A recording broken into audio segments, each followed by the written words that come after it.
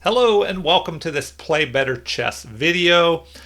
So this is part two of understanding chess, and today I will go over another game by two of the greatest players in chess history to help you understand chess better. You can learn from their moves and their strategies and tactics. So we have Alexander Alekhine, and he is playing Jose Capablanca. This is the World Championship match game from 1927, so almost 100 years ago.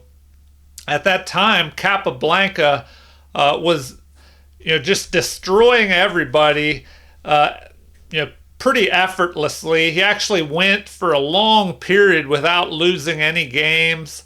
And some chess masters felt that in this world championship match, Capablanca thought he would win easily, and he was kind of maybe lazy and didn't study and prepare for the match as much as Alekhine did.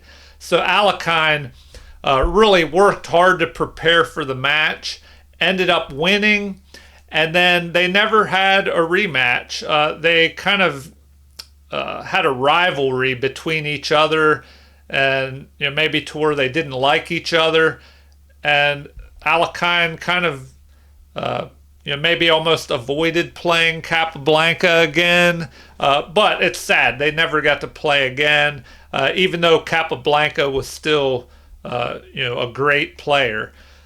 Okay, how can we understand chess better from this game? Well, let's dive into it and find out. I'll throw up the game review here real quick, and we see that both players played in the 90th percentile as far as accuracy. 96.2% accuracy by Alekhine versus 92.3% by his opponent. So a great matchup here, and the game was even for most of the time and to the end, and we'll see what happened there. Three great moves by Alekhine, one by Capablanca. Only three inaccuracies by Alekhine versus four for Capablanca, and two mistakes. So we'll see what those are. All right, I'm going to turn on the computer analysis, and here we go.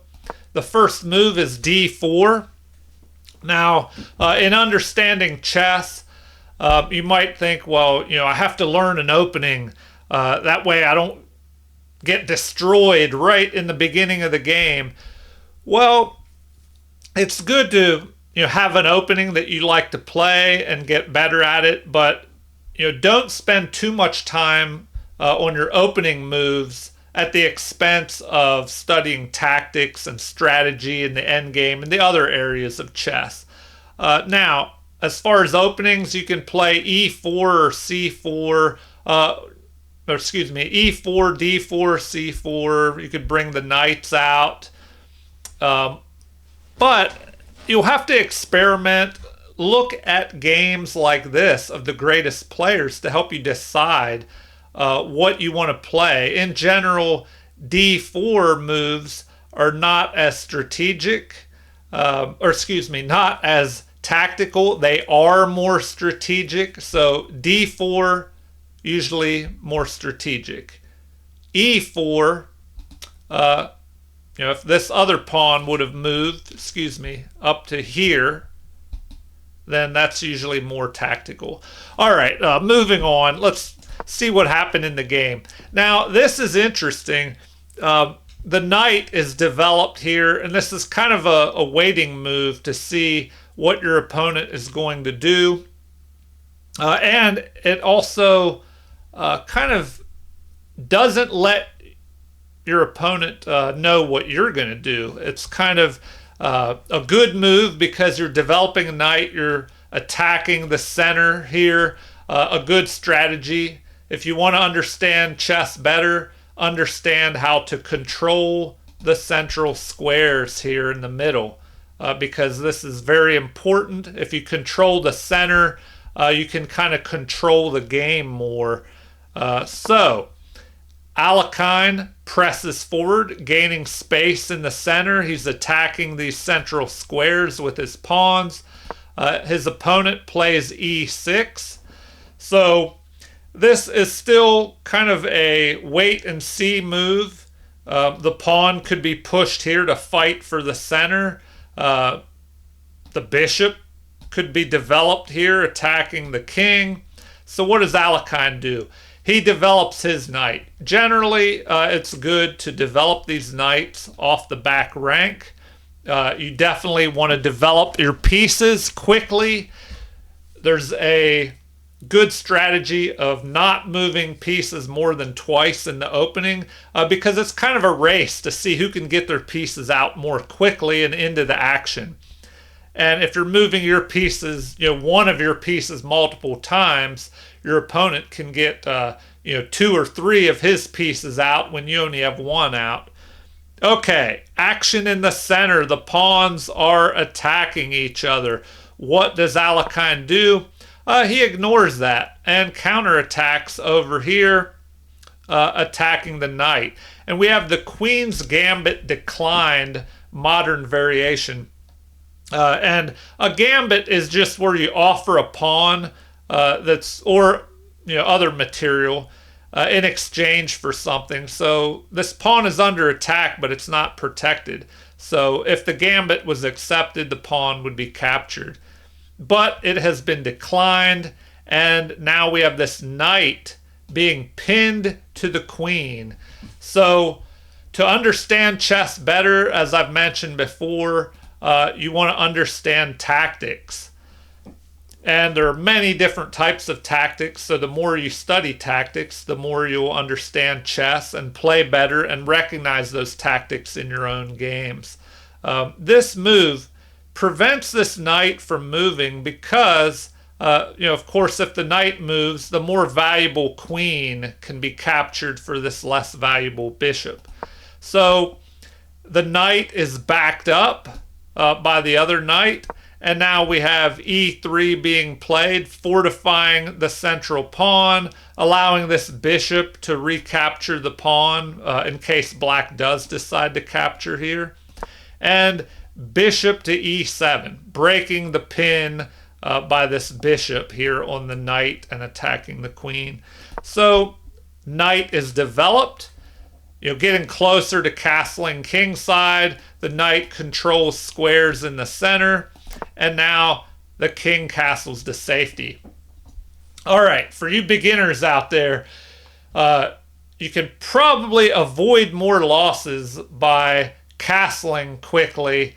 There are exceptions, but a general guideline or general rule is to castle early and often. So why? That gets your king to safety behind all these pawns and this knight, and it gets your rook that was not doing much in the corner closer towards the center of the board, where it can get behind pawns that you have pushed forward, or if the center opens up, it can help control open or half open files.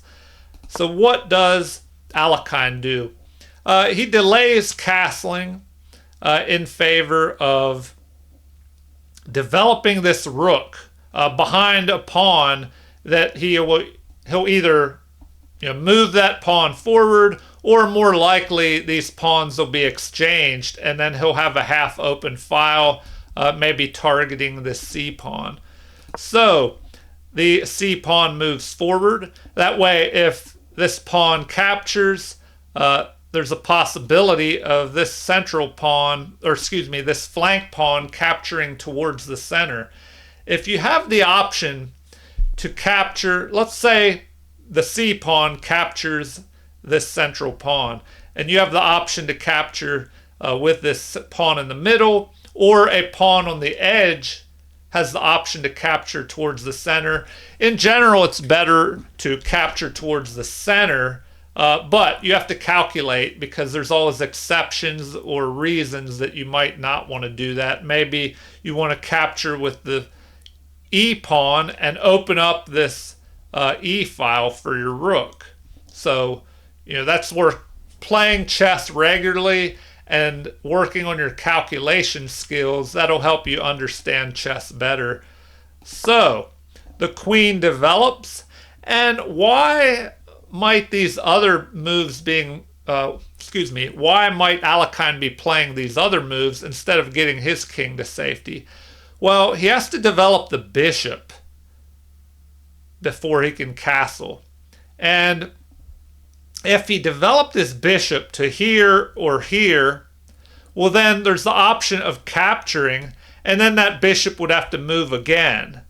So he's kind of waiting to see if this pawn will capture, and then he can just move his bishop and recapture all in one move. So we have a6, maybe planning to push forward in the future, gain space on the queen side, or just preventing the knight from being able to jump forward. So the game continues with a3, a waiting move, limiting the scope of the bishop.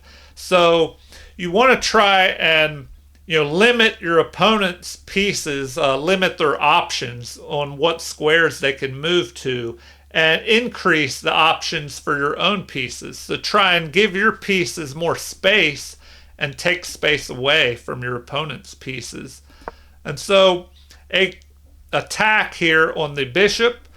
So the bishop retreats because there is the strategy of keeping the bishop pair and trying to get rid of your opponent's bishop pair. So if this bishop would have captured, then after a recapture, maybe by the knight, Alekhine would have lost his bishop pair. And in general, you don't want to do that unless you have a good reason. So the bishop retreats. The rook centralizes here, which is the best move. And then Alekhine does likewise, moving his rook to the center, but he'd already moved that rook. So apparently that's not the best move. It looks like this h3 move would have been better because then if there's an attack on his bishop, the bishop could retreat and then maybe drop back down into here if it has to. So what does Capablanca do? He pushes forward on the queen side and threatens to capture here. And both of these pawns are capturing. So, if one of them captures, the bishop would not be able to recapture.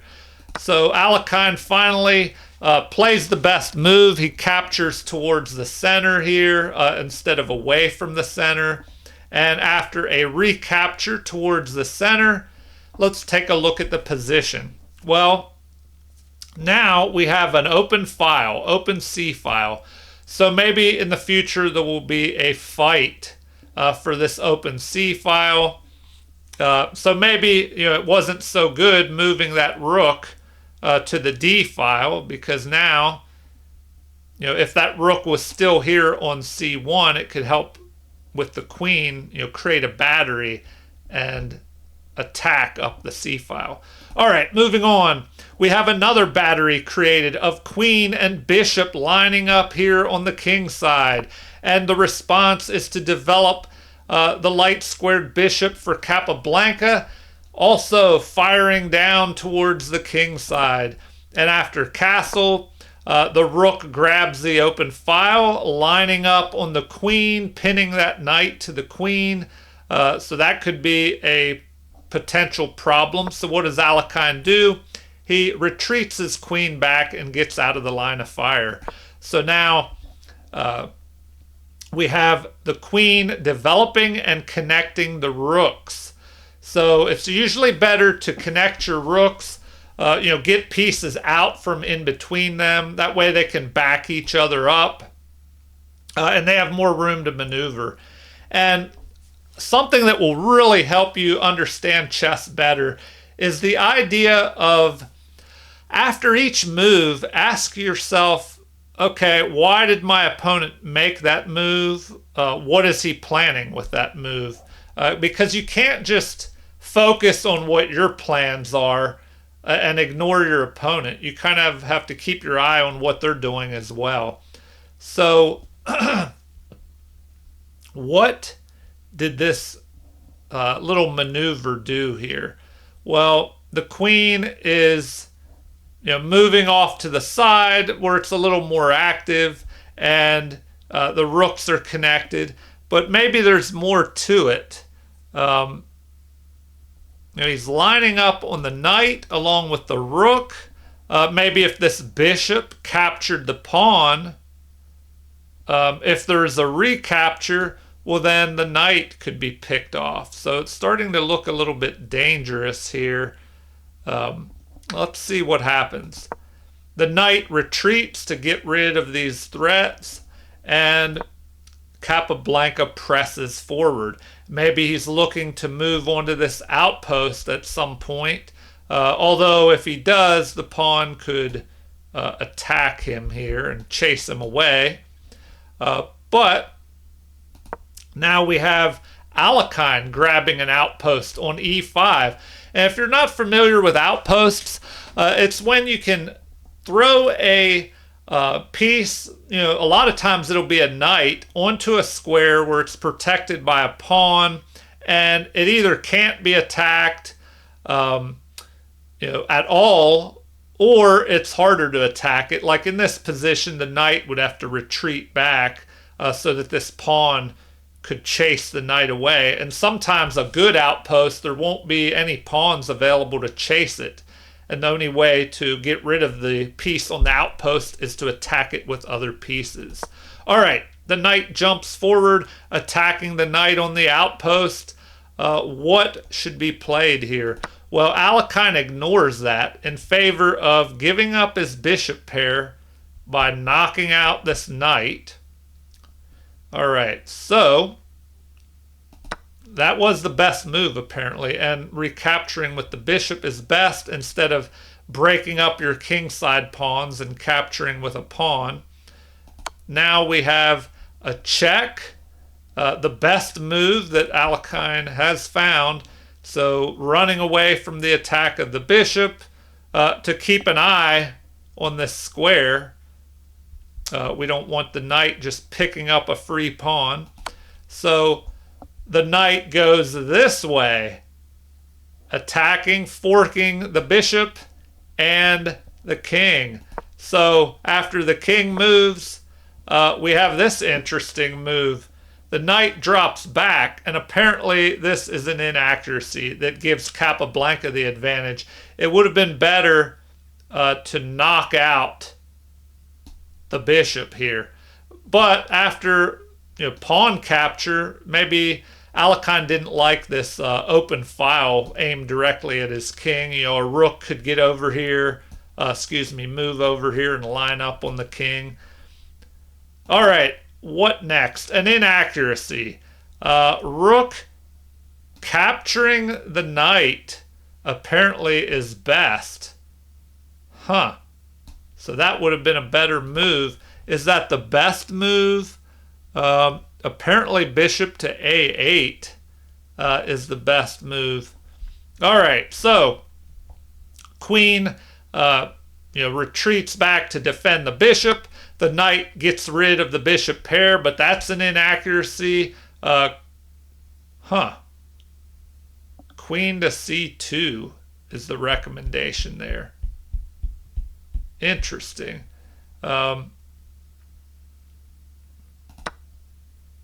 Let's go back and look at that. Queen to c2. Okay. Yeah, because with the knight still there, this rook wouldn't be a threat on the queen. And queen to c2, kind of gets the queen off this back rank where it's not doing much other than controlling this diagonal a little bit, protecting the bishop. There might be this possible threat here, pushing this pawn, trying to trap the bishop, but the bishop could capture, pawn captures, queen captures. There's that possibility, opening up the area around the king. All right, but in the game, capture, and so Capablanca loses his bishop pair, and now the bishop retreats back so it wouldn't be trapped up here. And now the knight is under attack. The bishop is centralized. And the rook presses forward, perhaps getting ready to double rooks on the open c file. So the queen steps over to the side. Apparently this is the best move. What does this do? Maybe it prepares to push a pawn forward, knocking out... well, if it knocked out one of the defenders of the knight, the other pawn could recapture, and then maybe Alekhine would try and take control of the a file. So rooks double, pawn presses forward, chasing the knight. Oh, okay, and that's why the queen is moved here, to help defend this pawn.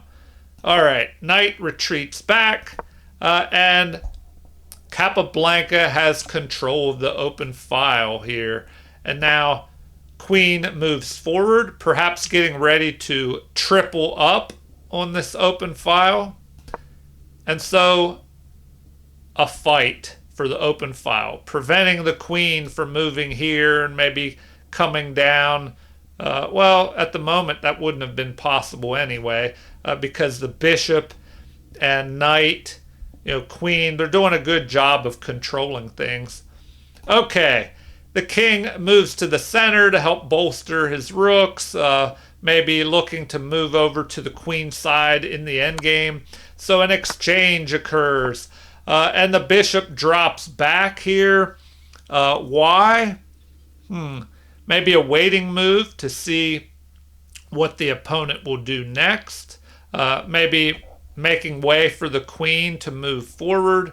But anyway, bishop drops back, knight presses forward, and the king is repositioning over here to the queen side.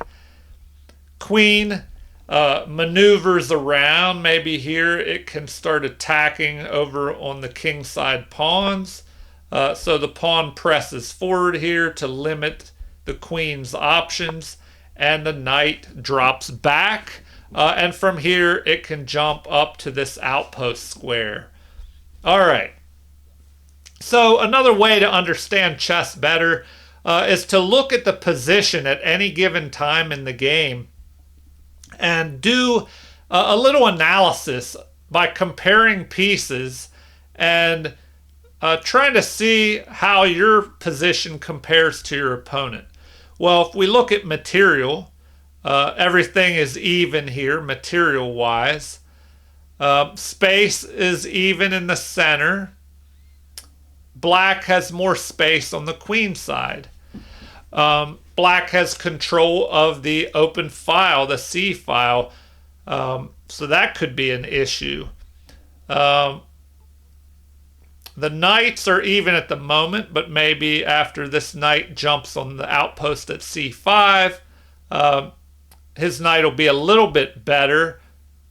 This knight could jump here, but maybe be chased away by pawns, or a capture. Then if the pawn captures, the bishop could capture. So, the knights, maybe whites will turn out to be a little bit better. Although if it jumps here, the other knight could just move back and the bishop could capture and give up, the bishop for the knight. But generally, when there's pawns on both sides of the board, you want to have a bishop, because a bishop can get back and forth across the board quicker, whereas a knight might struggle to do that and take longer. Okay. Moving on, the knight jumps forward here onto the outpost. Apparently this is a mistake. Maybe the knight is wanting to threaten the queen and be backed up by the rook. But, is that really that good of a threat? Maybe not. And, the pawn can just chase this knight away. So what would have been better? Apparently queen to a5 to back up this square a little better here. And you'd also be targeting this pawn. And maybe that's why the knight moved here. So the bishop has a discovered attack on this unprotected pawn. So what does Alekhine do? He takes care of the threat on his pawn, equalizes the space on the queen side, limits the scope of the bishop, So as I mentioned before, if you can make moves that do multiple things, that's usually a good option or something you want to try and do on all your moves if you can.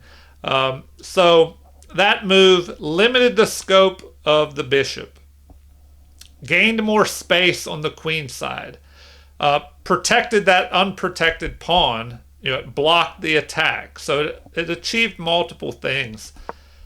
Now the wrong move is played. Rook to c3 here. An inaccuracy. Apparently retreating the knight would have been better because if the knight retreats back to d6, then it can reposition to this fine outpost on c4 here.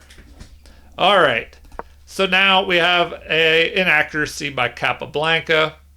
And the queen moves over to protect the pawn and keeps an eye on the rook, which is protected by the knight. So there could be a threat of chasing the knight away, and then the rook would be unprotected. So to take care of that, Capablanca backs up his rook with the queen. This is a mistake. Apparently, retreating the rook back to c7 would have been better. Okay. The knight drops back. So multiple things are achieved here. We block the communication between the queen and the rook here.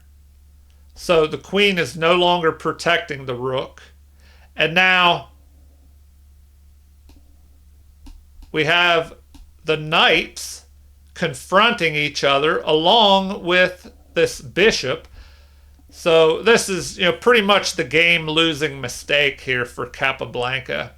And it was a little tricky by Alekhine. Capablanca overlooked it. So if you want to understand chess better, understand tactics. Study those tactics by doing tactical puzzles and repeat the puzzles. Don't just do random puzzles and then forget them.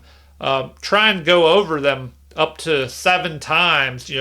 Take 20 puzzles, go through them, then go through them again and again until they're burned into your memory and you can look at them and instantly see the tactics. All right, we get rid of the knight, pawn captures, and here the pawn captures away from the center instead of the other pawn capturing towards the center, because if the rook moves, then the queen will have a nice diagonal here. Even a check up here. All right, so the queen is played to e5, and this is the best move. The best move is played here. But at this point, Alekhine has a pretty good edge. And Alekhine finds the best move in the position, attacking the queen. And so now the queen retreats back to g7. Apparently f6 would have been a little bit better. And capture of the knight here. So it's looking pretty rough here for Capablanca because now you capture the knight and the rook is pinned to the unprotected queen here. So after recapture, the knight moves forward.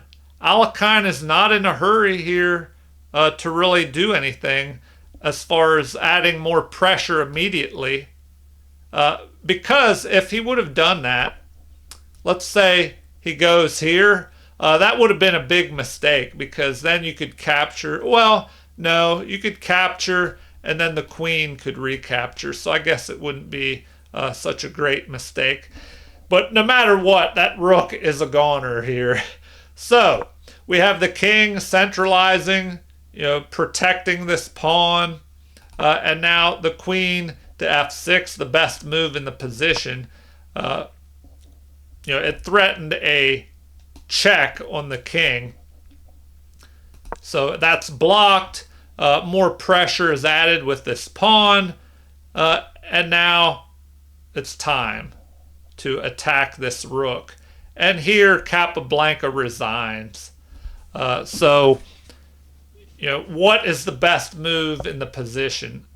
Well, it looks like capture, and then what? Rook captures? Oh man, apparently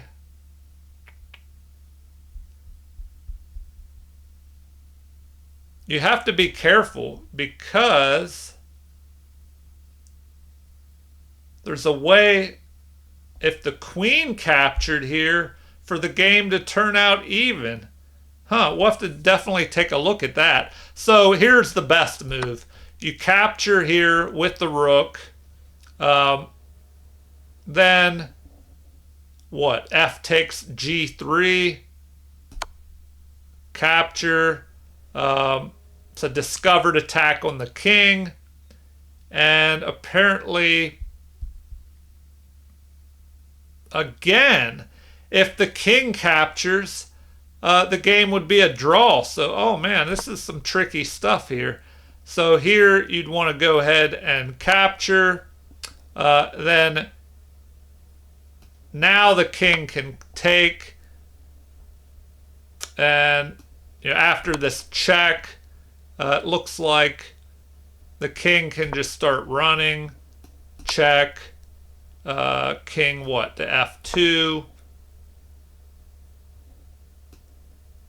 H4. And the king just, what? Oh man, you don't want to go to E2 or they'll grab your queen. So it looks like, maybe you go back here. And then after what? Queen. You get harassed a little bit, but it looks like you can defend, with your queen now. All right, back to the one thing I wanted to look at. If we go back to, let's see, all the way back in the game. All right, so in the game, we got to this position. The game was resigned. So here, the best thing is to capture. And then you don't want to capture with the queen, apparently. Because you have capture with a discovered check. And you could actually lose here. Okay. Well, that's the best move, of course. You want to knock out that passed pawn.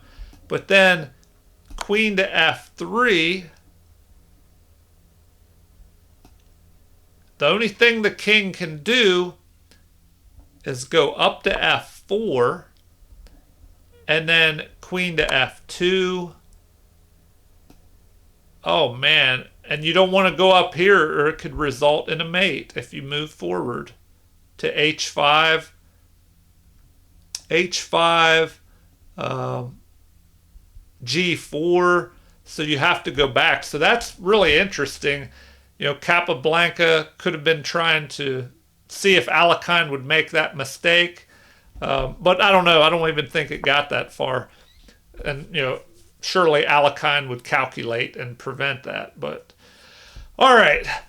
Well, if you want to understand chess better, go over games of the greatest players in the world, in history. For beginners, you probably want to look at these older games like this from, 50, 100 years ago or more, because they're a little bit easier to understand and, help you understand chess better. But as you improve, you can look at more and more difficult games, and especially go over your own games to help you understand chess better. Find out what you're doing right, what you're doing wrong. You can use computers like this to analyze, but try and analyze on your own before you rely on computers. All right, well, feel free to leave any comments. Like and subscribe to support the channel if you haven't already. Thank you for watching, and have a super chess day.